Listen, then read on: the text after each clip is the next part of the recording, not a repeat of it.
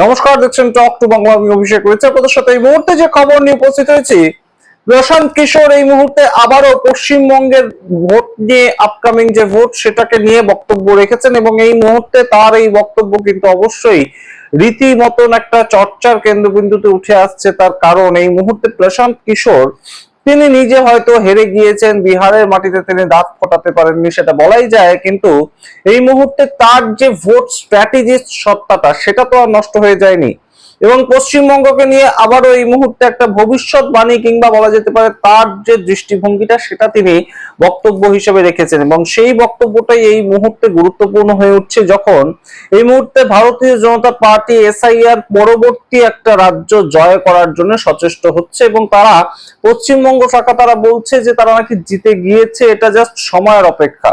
আমরা শ্রমিক ভট্টাচার্যকে এরকম কথা বলতে শুনেছি, শুভেন্দু অধিকারীকে বলতে শুনেছি, এছাড়াও বিভিন্ন বিজেপি নেতারা একই কথা বলছেন।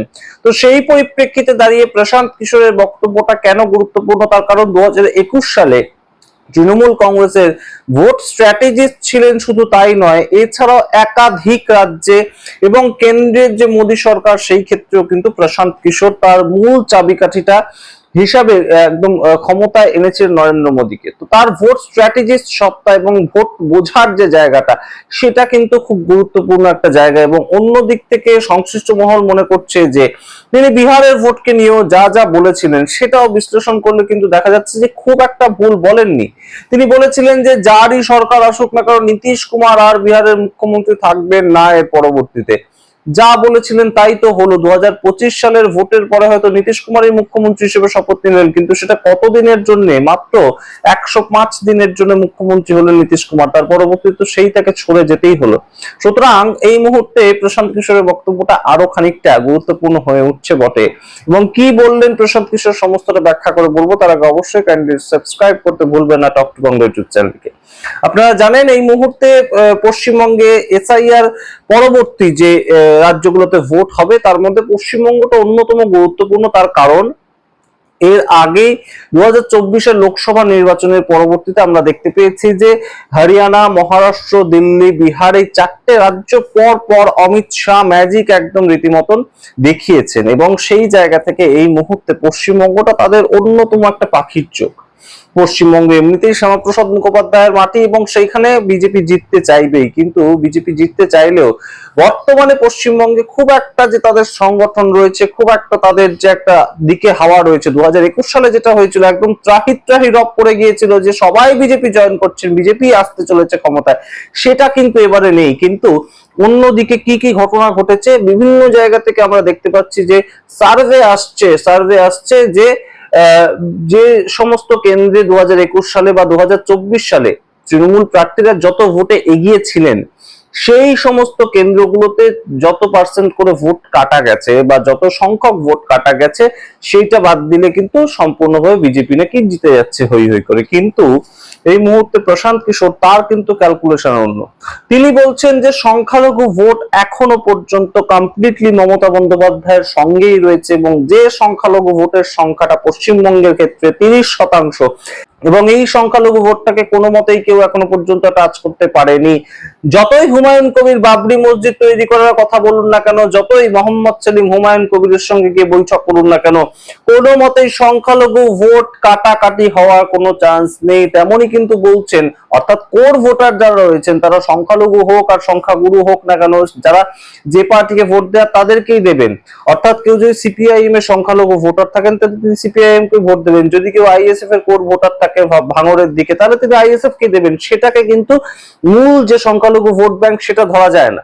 তো সেই জায়গাটা যেটা ভোটিং ভোটার, যেটা আশা করেছিল ভারতীয় জনতা পার্টি হয়তো জেইউপি কেটে দেবে, হয়তো সেটা সিপিআইএম আইএসএফ জোট কেটে দেবে, সেই জায়গাটা কিন্তু এখনো পরিস্থিতি তৈরি হয়নি পশ্চিমবঙ্গের ক্ষেত্রে। তেমনই কিন্তু বক্তব্য রাখছেন প্রশান্ত কিশোর এবং তিনি বলছেন এই সংখ্যালঘু ভোট এখনো 2026 ভোটেও কিন্তু মমতাপন্থী হয়ে রয়েছে এবং তার সঙ্গে প্রশান্ত কিশোর যে অবশ্যই খুব ওয়েল এডুকেটেড, একদম রাজনীতিতে কখন কি হচ্ছে সেই সম্পর্কে সেটাও তিনি একদম প্রমাণ দিয়েছেন। তিনি বলছেন মমতা বন্দ্যোপাধ্যায় পর পর দুখানা যে প্রকল্প চালু করলো সেই প্রকল্পগুলো কিন্তু ভোটের ময়দানে বড় সড় আকার ধারণ করবে, অর্থাৎ যুব সাথী এবং তার সঙ্গে লক্ষ্মীর ভান্ডারের যে 500 টাকা করে বাড়ানো হলো। আমরা এর আগেও দেখতে পেয়েছি লক্ষ্মীর ভান্ডার সবসময় একটা গেম চেঞ্জার হিসেবে দেখা দিয়েছে পশ্চিমবঙ্গে।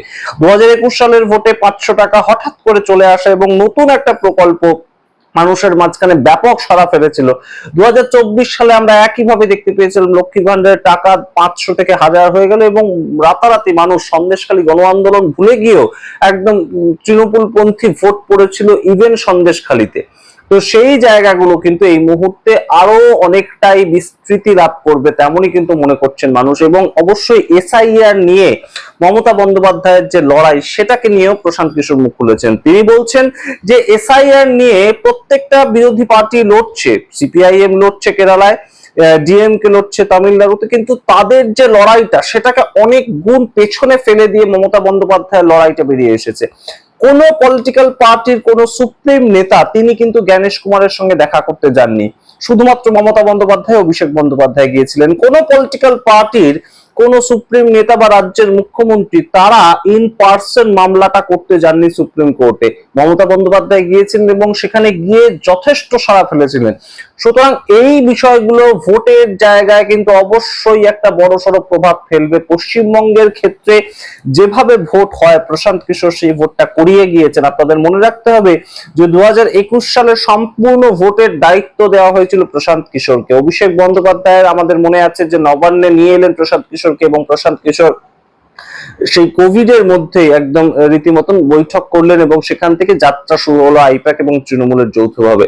তো সেই যে যাত্রাটা আমরা দেখতে পেয়েছিলাম অত্যন্ত সাবলীল ভাবে তৃণমূল কংগ্রেসকে তৃতীয়বারের জন্য গভর্নমেন্টে নিয়ে এসেছিলেন প্রশান্ত কিশোর। তারপরে তিনি চলে যান রাজনীতির ময়দানে, সেখানে গিয়ে তিনি অন্য ধরনের পার্টি খোলেন, একটা জনসুরাজ পার্টি, নতুন স্বপ্ন দেখান বিহারের এবং বিহারের বাসিন্দাদের। তো সেই ক্ষেত্রে তিনি মুখ থুবড়ে পড়েন হয়তো, এবং অবশ্যই আমরা শুনতে পাই যে রাজনীতিতে প্রশান্ত এখনো কিশোর, সেই কথাটা তাকে শুনতে হয়েছিল। কিন্তু তার যে বক্তব্যটা, তার যে নিজের পলিটিক্যাল পার্টির সম্পর্কেও বিভিন্ন সময় বক্তব্য, সেটাও কিন্তু আপনারা যদি বিশ্লেষণ করে দেখেন খুব একটা ভুল তিনি বলেননি। তিনি বলেছিলেন হয় আর্টস পে নয় ফর্স পে। তো সেই জায়গা থেকে তিনি একটাও সিট পাননি। সেই জায়গাটাতে তার একদম সরাসরি বক্তব্য ছিল যে হয় আমাকে 150-এর বেশি পাবো আমি, না হলে আমি যে কথাগুলো বোঝাতে চাইছি বিহারের মানুষজন সেটা বুঝছেই না, তাই জন্য আমাকে একদম 10-এর নিচে রাখবে। তো 10-এর নিচে তো রেখেইছে। তো সেই প্রশান্ত কিশোর এই মুহূর্তে যখন পশ্চিমবঙ্গকে নিয়ে মুখ খোলেন তখন অবশ্যই কিন্তু একটা ইন্টারেস্টিং জায়গায় উঠে আসে, কারণ পশ্চিমবঙ্গটাকে খুব ভালোভাবে প্রশান্ত কিশোর চেনেন। সংখ্যালঘু ভোট ব্যাংক সেটা যেমন একটা ফ্যাক্টর পশ্চিমবঙ্গের ক্ষেত্রে হবে, ঠিক তেমন ভাবে এসআইআর বিরোধী আন্দোলনের ক্ষেত্রে মমতা বন্দ্যোপাধ্যায়ের বিরোধী মুখ সেটা একটা বড়সড় ফ্যাক্টর হবে। বিজেপি বিরোধী মুখের ক্ষেত্রে মমতা বন্দ্যোপাধ্যায়ের একটা মুখ সেইটা একটা বড়সড় ফ্যাক্টর হবে, এবং তার সঙ্গে একদম পর পর দুটো ভাতা সেইটা একটা বড়সড় ফ্যাক্টর হবে। মহিলা ভোট এবং যুব ভোট এই দুটোকে কাছে টানতে। তো সমস্তটা মিলিয়ে পশ্চিমবঙ্গের যে আসন বা পশ্চিমবঙ্গের যে 294টা কেন্দ্রে লড়াই হবে তার মধ্যে 148টার যে বেড়া পার করতে হবে সেটা এবারেও কিন্তু মমতা বন্দ্যোপাধ্যায় করছেন, তেমন বলছেন প্রশান্ত কিশোর, ভোট স্ট্র্যাটেজিস্ট, যার প্রাক্তন পরিচয়, বর্তমানে তিনি জনসুরাজ দলের ফাউন্ডার মেম্বার। তো তার এই ভবিষ্যৎবাণী পশ্চিমবঙ্গ সম্পর্কে আরো একবার কিন্তু অবশ্যই এই মুহূর্তে বেশ খানিকটা রাজনৈতিক চর্চার পরিমণ্ডলে উঠে এসেছে। আপনারা সামগ্রিক রিপোর্টের ভিত্তিতে কি মনে করেন অবশ্যই কমেন্ট বক্সে কমেন্ট করুন। দেখতে থাকুন টপ টু বাংলা, অবশ্যই টপ টু বাংলা ইউটিউব চ্যানেলটিকে সাবস্ক্রাইব করে দিন। ধন্যবাদ।